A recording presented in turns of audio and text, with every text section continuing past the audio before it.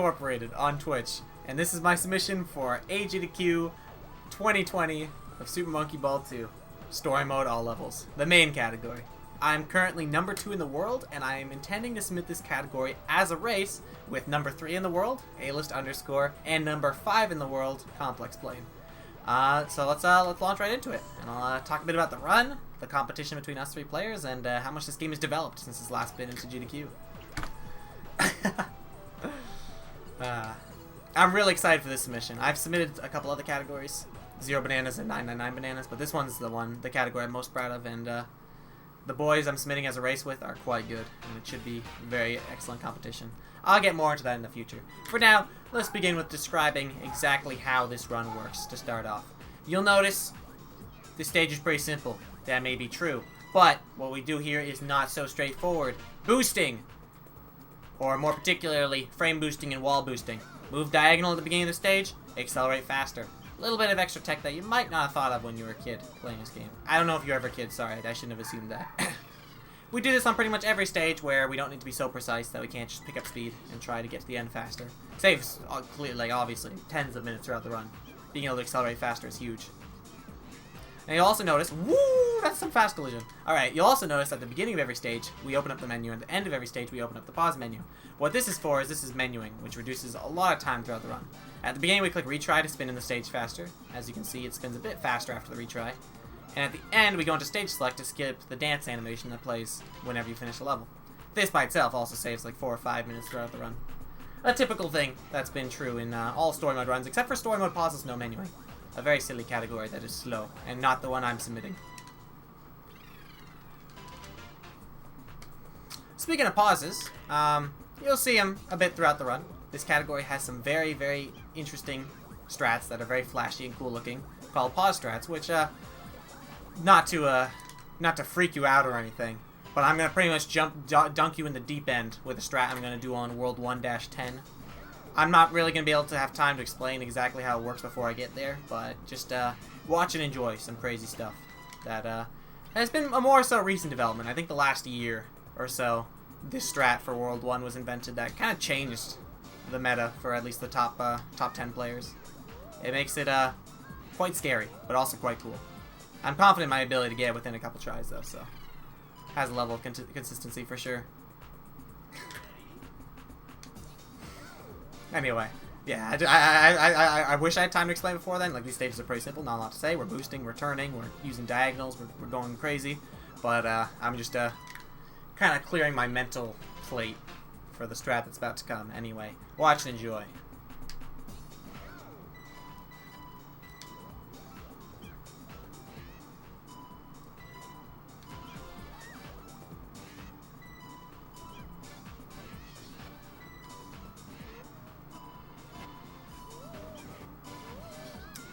So yeah, in the past you may have seen some players walk all the way across the bridge in order to complete the stage.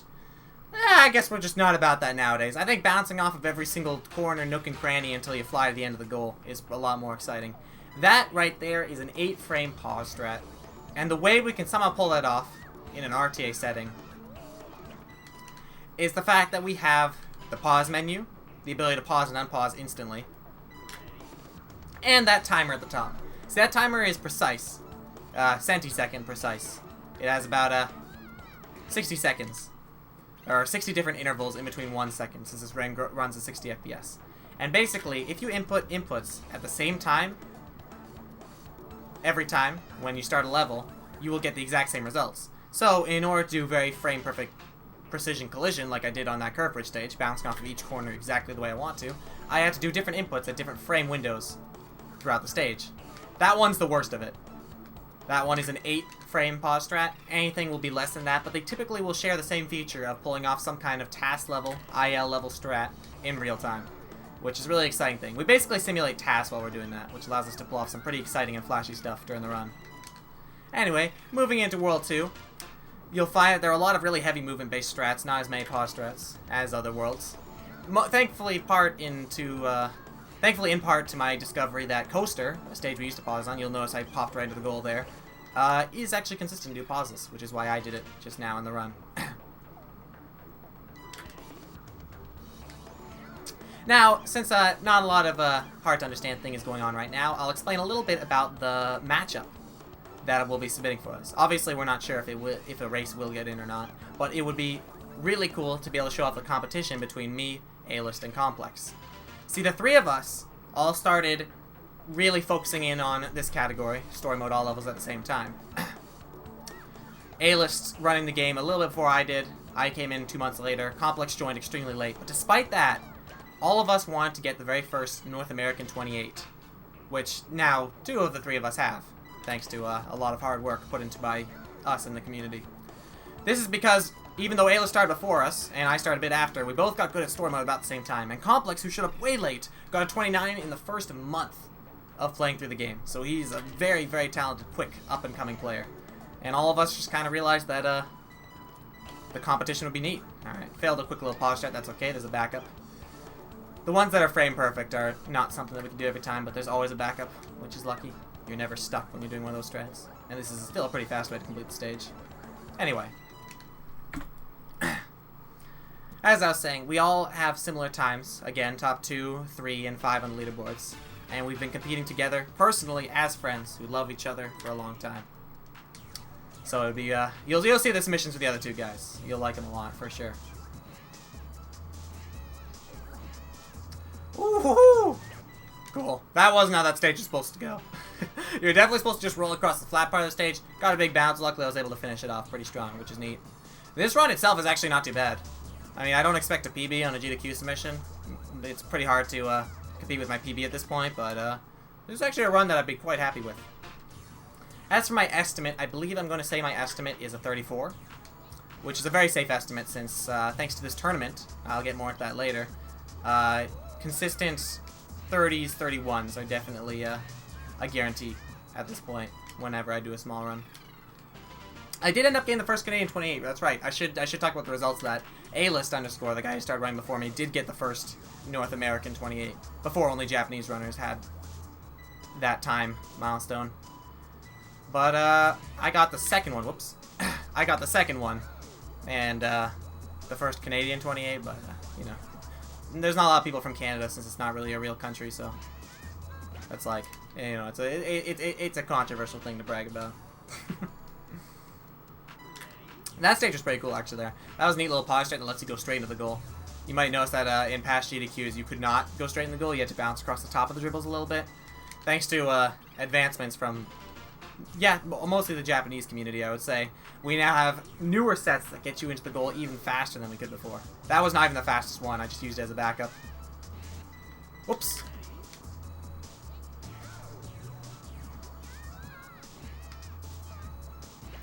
There we go. Second try. That's a little... That stage actually shows off a really cool bit of tech called party ball manipulation.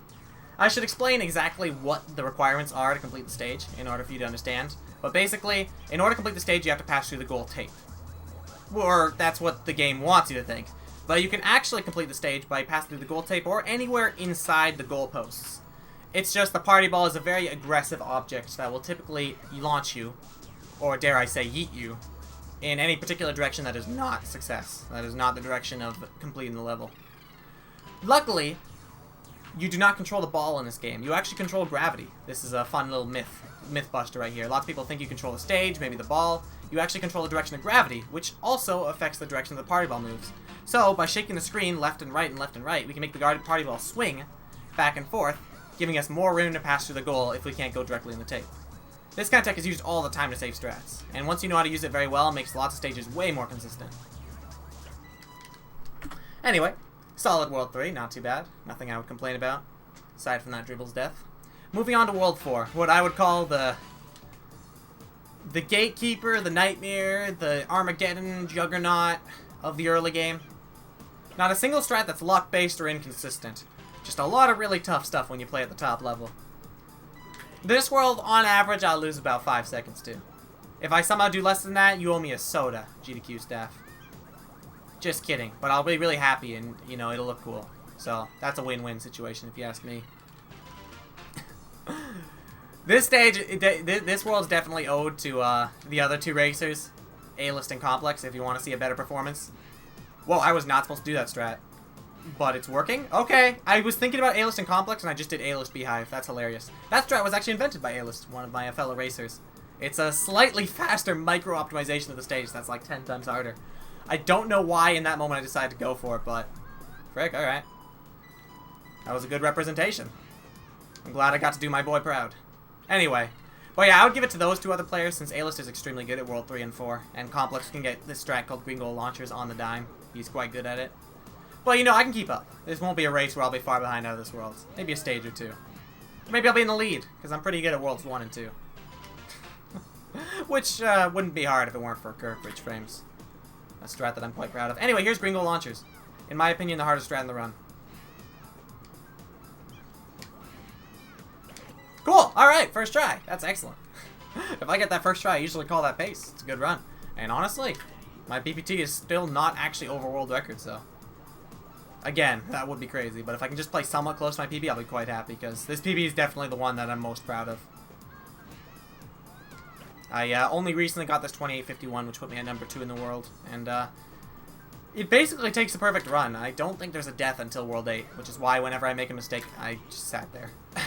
Whenever I make a mistake, I lose time, basically. Unless I play very, very well, I'm losing time. It's a tough PB to run against, but I don't like to run against anything except my PB splits. Call me a speedrun purist. Well, you'll see right there! That's a bit of speedrunning tech. Load manipulation. World 4-10 arthropod? Wait a minute, you didn't do 4-9. That's because the cutscene that goes in between each world is loaded during the last stage you play in a world. So, we make sure to leave the longest stage last to give the cutscene the most time to load. So at the moment we finish the stage, snap. The cutscene is loaded, we skip it, we move on. This kind of load manipulation actually stays 30 seconds throughout the run. It's, very important to do, and very free time save. Not a thing that was known about 2 years back, so lots of old PBs that might have been 29s weren't, simply because of that load manipulation.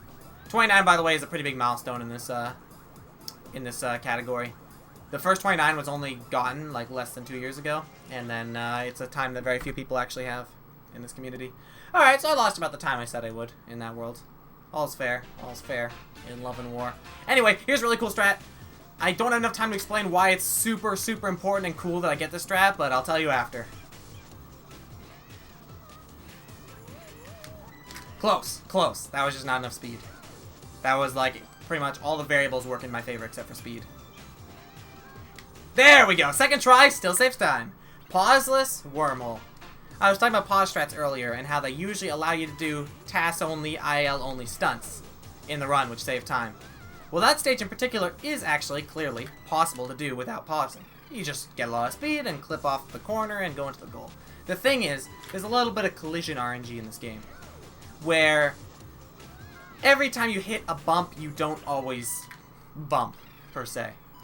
So, in order to make stages like that inconsistent, where, you know, you want to get the bump every time, people do pause strats. Wormhole, there's a 3-frame pause strat that guarantees you'll always get a bump.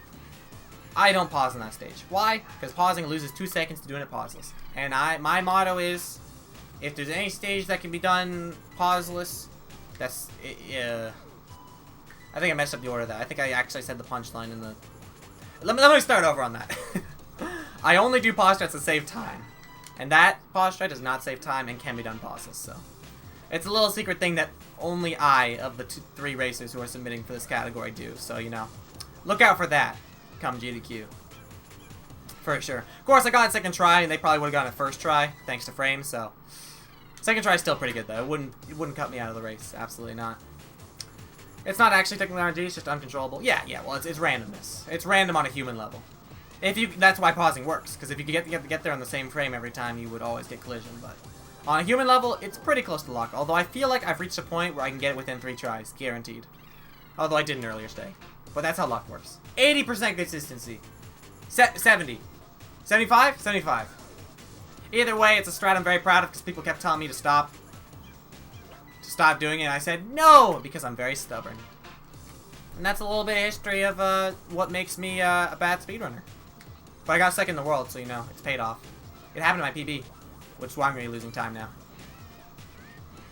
Anyway. Whoa! Oh my gosh. Back it up, back it up! Okay, quick little cycle skip on fluctuation. And now we'll be entering the stage zigzag slope, the final stage, and the longest stage, see how we left it to last, of World 5. not too far behind either. This will actually be sub 14, which is, or sub 15, which is a pretty good landmark for knowing you're on a decent run. This is definitely still 29 pace, which is not too shabby. I would be really happy if I got a 29 during GDQ, like during a race, during the race, if I get in, because that's like a time that like is quite difficult to get in no reset. Definitely possible, and it has happened a lot during the tournament, which I'll talk about more in this world that's been going on lately. Yeah, let's talk about that tournament. Alist, again, my fellow racer, number 3 in the world, has been hosting a tournament this summer, at the time of this submission, that included all the players and all the new players to run small and try to improve their times and get, you know, the glory of running the best category in the game, story mode all levels, small for short. And since that has happened, so many new players have joined, gotten better times, 30s, 31s, 32s, 29s. All over the place. We've seen a lot of improvement. It's basically sort of indirectly caused resurgence in the monkey ball community, I think, as of late. Part of that is just due to luck, because a lot of people from other games have come over to this game, but at the same time, though, I think it's events like that has really brought this community together in a way where even some of the old runners and the new runners have kind of come back and interacted and had a good time racing, so that's kind of why I'm excited to submit this as a race with Complex and Alist, because it'll be a representation of what's been happening lately, where everyone has been having fun playing this game together. That's how I feel anyway.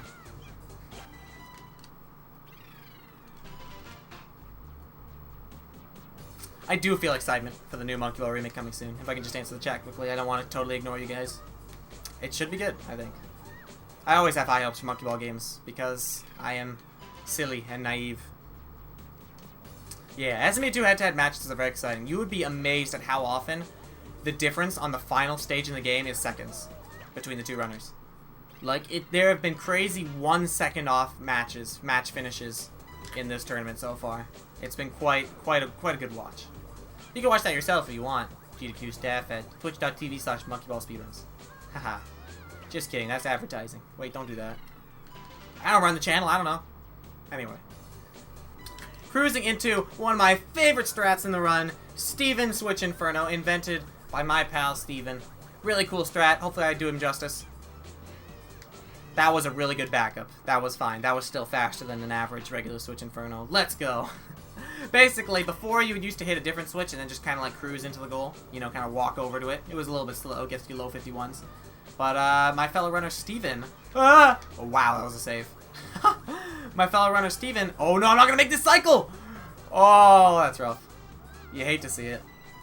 But I didn't die. I almost died earlier in that level, so you know what? I will absolutely take that as a win. But yeah, my fellow runner Steven discovered that you can just walk forward, slap into one of those switches, and fly into the goal. I didn't quite fly straight into the goal there, but it's definitely a strat worth doing. Very consistent and fast on average. Anyway, too easy? Too easy. That's a little tradition from the Japanese side of the community. If you ever get Sprobridge first cycle, you have to say too easy. Because, it's too hard. It's very hard, actually. Well, not too hard because I did it, but definitely difficult. Not easy at all. But maybe the Japanese players find it easy, I don't know. That'd be unfair, though, because it's a hard strat. It doesn't look like it's hard either. Like, just going up the bridge, it's like, well, you just went up the bridge and caught the first cycle. Well, something about that bridge, man. Maintaining the speed is not easy. It takes a lot of weird turns that don't quite make sense. Very unintuitive. Well, to me, anyway. I think the more I understood the game, the more I realized why it made sense, but, like, on the outside, it's just a hard to understand stage. Domino. Whoa! Sent me a little bit too far to the right to be comfortable there, but we got out. We got out alive. Domino's been kind of mugging me lately, so I'm glad that went okay. It seems like if you're not totally ready to react to the craziest collision, you will die or lose 5 seconds on Domino.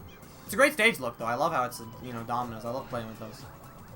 It's kind of sad how they're designed to play an actual board game where you, like, compare numbers and stuff, but everyone just knocks them over. It's kind of like bullies. Which is a thing that is bad. Good commentary. Anyway, here's a pause strat. This is actually what I think was the very first pause strat invented. It turns a very slow auto-scroller stage where you gotta wait for these squares to move up and down into a very quick triple bounce and into the goal. Whoops. That party ball bonking me around a little bit, yet at the same time sparing me. Load manipulation. By this point in the run, I think the three of us would be divided by a couple stages. Maybe one stage each between all of us. Simply because this stage is difficult. This world's quite difficult, and there are certain stages that someone will die on and someone won't. But the funny thing is, the great equalizer is World 8, 9, and 10. World 8 being the stage where there's some hard stress that the players who are behind typically get, which helps even things up. And World 9 being a straightforward stage that no one will really lose time to, aside from Guillotine, which you'll see when I get there. Then World 10, doesn't matter who's in the lead, something crazy is going to happen and going to throw these racers all over the boat. World 10 is absolutely crazy and has pretty much been the sole reason why races have been so close. Every stage, someone's going to mess up something and it's going to change the orders of the lead. It gets crazy, as long as every player is playing on average. If someone's playing amazing, they can have a great World 10 and sweep to the front end, but I feel like under the pressure, a World 10 will always be crazy. I mean, even in my PB, I lost like 5 seconds to an optimal World 10, and that was a good World 10 for me. It just has so much variance to it. All of these worlds in general, like the names of the worlds, that's kind of, I mean, most of them make sense. Well, I mean, it's not really well explained unless you watch the story why we're in a washing machine in this world, but the point is they basically sound as hard as they are, you know? Washington, it's about as hard as it is to become president. Is that hard? But sweat victory makes you sweaty. That was what I was leading up to. That was a lot of build up for a strange split joke. Good backup on double barrel. The first 4 stages of this world I like to call the gauntlet. They're 4 very movement heavy, very precise stages that require a lot of focus to complete. So I usually, on good pace, go pretty quiet during these stages, and once I'm out of there, I start talking again. Because for some reason, I cannot stop yapping. Typically. Which makes me a good talker, but sometimes you gotta be quiet, speedrun, and focus, you know? This is some top tier commentary. Thank you, real chatter, who actually said that. He actually did, I swear. I'm not making it up. I didn't pay him to do that. He just said it. I've seen some pretty wild swings outside of World 10 too. Yeah, like I said, the thing is, this run basically gets harder and harder the further you get into it. World 7, 8, and 10 are like the hardest splits in the run. So as long as someone's dying a lot and someone's not, the lead is going to swing. Anyone who's behind will probably be less nervous to be able to perform better in these worlds, and anyone who's ahead might be nervous and lose some time here. So this is basically where the swings happen. A divide can be built in World 9 or World 8, since someone's probably going to do a very good job of completing them, but then World 10 just throws it all out of order again. It's just a very exciting race category. It's never far away. You're never on the final world and it's like you know who's going to win. It's always unsure because anything can happen in World 10, which is why this category is a great submission for races. Like seriously, I was actually thinking of submitting this on my own, and then the moment like one of the other guys said we should submit it as a race, I was like, that is actually 10 times better. Because just playing this run is cool, you know, it's got some pretty cool stunts. Lots of fun stuff in it. But seeing 2 people go head to head on these ridiculous strats that you can barely even count on getting, it's like, it's a sight to behold. Especially top runners. All 3 of us are top 5 runners in the main category of this game, so. And we haven't had that kind of close competition in this game for years. This is an opportunity, I would say.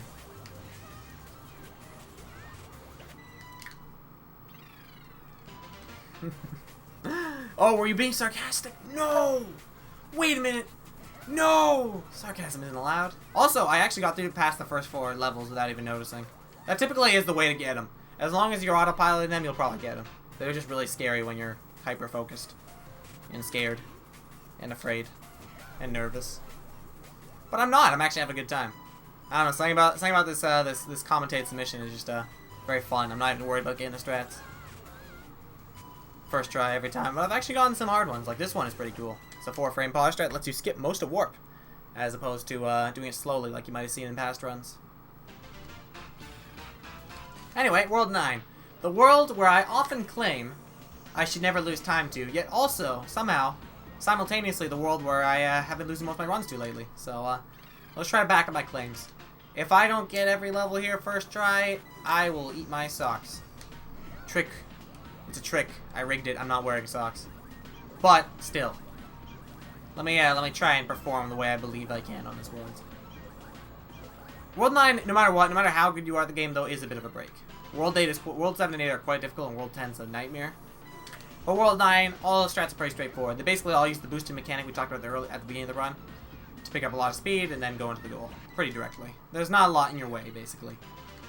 All the mechanics in these worlds would be difficult if we couldn't go top speed like we do. Eat my own flesh. That's a crazy suggestion. I would not do that. That's probably against GDQ policy. Eating your own flesh? I mean, he probably doesn't say it outright on the rules, but I bet I should not do that. Hey, look, a flat maze. Cool maze. I'll just skip it, though, because we don't like mazes. We actually pretty much skip every single maze level. There's not a single maze we totally complete in this run.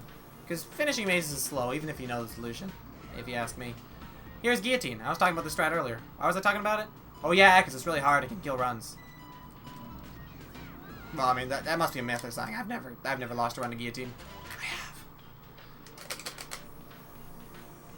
But hey, I'm actually kind of backing up my claim so far and having a good World 9. I've lost so many runs to it lately, it's kind of crazy this is happening right now. I guess it would happen when I need it. I am not wearing socks, that's true. But what if I was? I could be lying. I don't think you guys have ever seen my feet. Which is good. We're going to keep it that way. Nice. Nice. Nice. Cool. That's one of my favorite stages. You do a double scoop. 2 scoops ice cream and then fly into the goal. Sliders is a bit like that, but with a single scoop. Actually, I kind of just bounced on it, didn't I? You scoop at a lower level.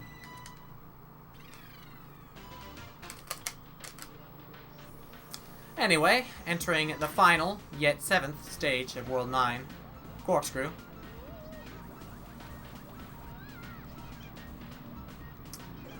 It's a pretty fast stage. The movement here is fairly precise, but lets you finish at an extremely fast pace. And despite that, it's still quite a long stage, and you use it as load manipulation. And heading, wow, that was actually 1 second off my best World 9. I really did show something cool this time around. Let's go.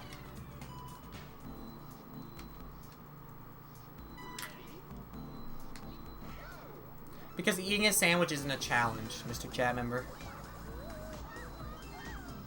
Anyway, World 10, despite being a nightmare, starts off with one of the easiest stages in the game. It's highly debated why World 10-1 is a level called Training. A level whose name suggests it should be in World 1, since it trains you how to play the game and go on rails. Not really sure what they were thinking with that ordering, but hey, there it is. It's a little bit of a break before you get into, this. Yeah, that. These kind of strats. You might have seen some frames that let you skip Gimmick in the past, but never a 5-frame strat that lets you fly straight up the path on Gimmick and finish with a 46, huh? I finished with a 45. You can get a 46, though, I swear. Still, that was a really good game that first try. Mountain. That's actually the IL strat. Funny enough, it's consistent enough to do an RTA runs. At a high level. Saves about 0.3. First try Gimmick. Yeah, that's pretty huge. I've been missing that a lot lately. First try fast Gimmick. Very cool. This is actually a pretty good World 10 for me. I might try to just focus up and let the gameplay speak for itself for a bit, because I could have a chance of getting a new best World 10, which is kind of exciting for me. There will be multiple racers and couch commentaries too, so as long as I have to talk during World 10, which when I'm in a race, I'd probably like to just focus up so as not to lose my lead that I'll obviously have by now. Am I right, boys? Probably not, no. $10 says Alist is in the lead here. But I take it back last minute.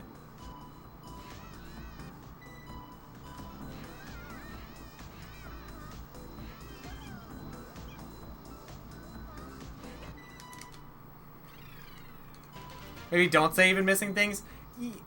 The fact that I can say I've missed something when they wouldn't even notice is kind of awesome.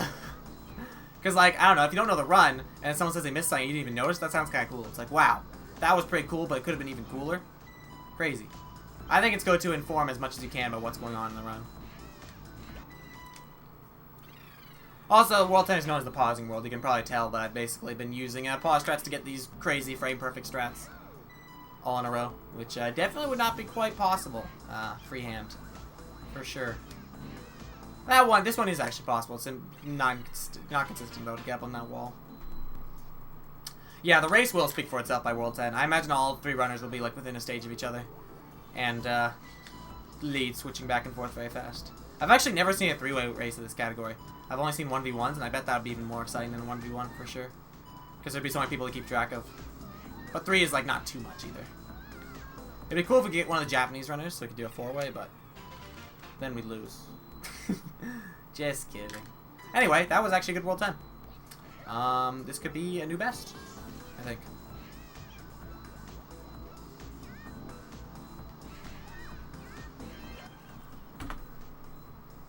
No, by 1.7 seconds. Very, very clean, though. I'm actually quite happy with that. A 3:15 World 10 is quite good. 3:1X's are pretty much the standard. Anyway, a 29:20 as a no reset for a GDQ submission, I will absolutely take. That is a fantastic time. I only got my first 29 like a couple months ago. It's crazy how much this run has evolved. Either way, thanks for watching, GDQ staff member. I thank you for your consideration, and goodbye. Thanks for watching.